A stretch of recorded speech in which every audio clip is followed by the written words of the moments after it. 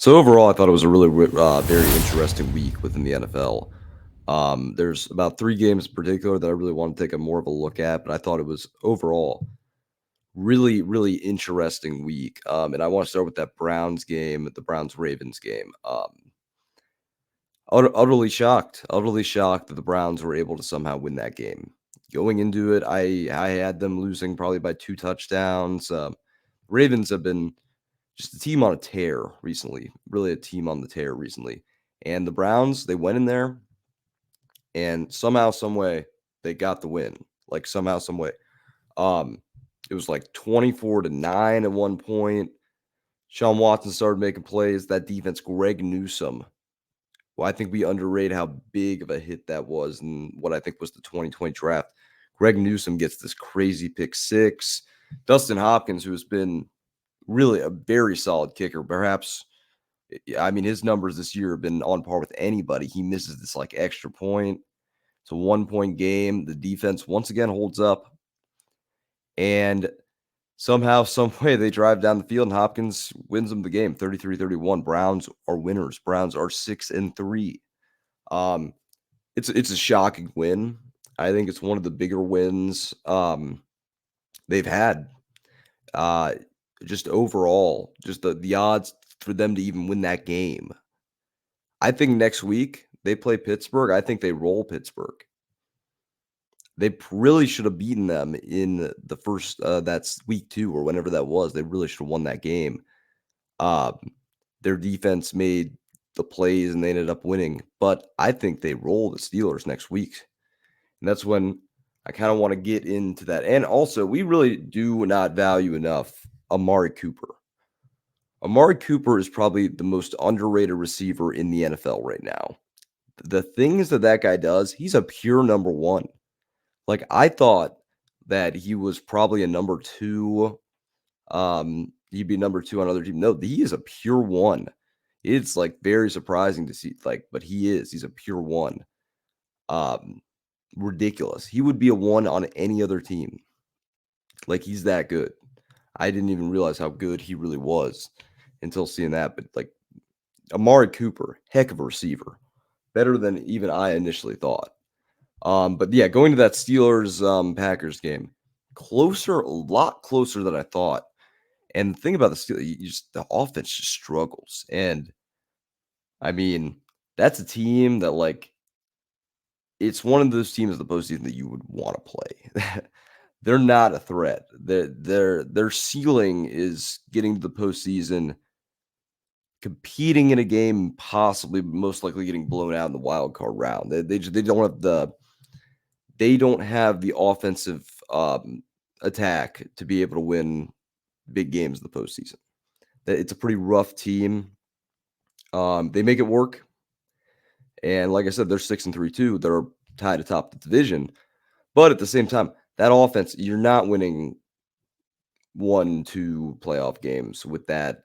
I don't think you win one. They'll get in. I predict they definitely do get in, but with that being said, I do not think they have a chance to win any of the postseason games. That game against Green Bay, too close. Playing Jordan Love, it was bit too close for my liking, and I think that I'm at the point with the Steelers at this point that I see them making the postseason, but I don't see them doing any damage. They would be if I was rooting for if I was like Kansas City or Buffalo or one of those, I would want to play the Steelers. And I would over the Browns, of course. I think the Browns roll them next week, and I think they're going to get a bit exposed. I mean, we'll see from there, but I think that the Browns roll in that. And then I really wanted to go to another to stay in the AFC North division. That Bengals Texans game. CJ Stroud is I initially thought that like he would be good in the NFL. I thought he reminded me a little bit of Burrow, just the accuracy and like he has some mobility, but like he's not going to beat you with his speed most of the time. And I wasn't sure that within year 1 he would hit these strides. He looks like a guy. Like he looks really good through the Texans are 5-4. Texans are 5-4. They might make the playoffs. Like That is literally ridiculous. They literally might make the postseason. Um, he has been wildly better than I thought he'd be. And like I said, I'm sold on him at this point. That's a huge hit.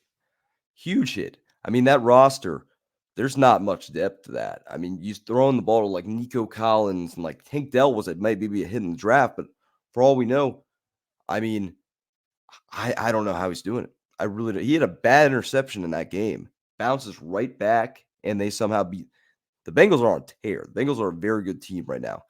The fact that they lost that game is crazy to me. CJ Stroud, an absolute hit. Um, I think he's already won offensive rookie of the year. I don't think it's going to be close. And then you really get back into that conversation within the draft. I said, if you're the Panthers, you've traded up for this first pick.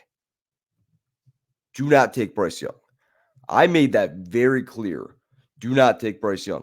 The guy's a scrawny little like high school, like he is the size of what a high school kid would be a quarterback. Like he it's not going to work.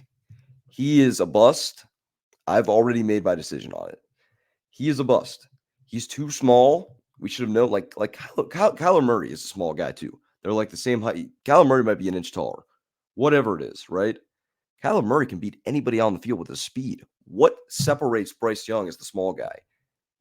I don't think he's bad, but he is far, far from like a good quarterback. I don't even see really a backup. I see this guy out of the league in 4 years.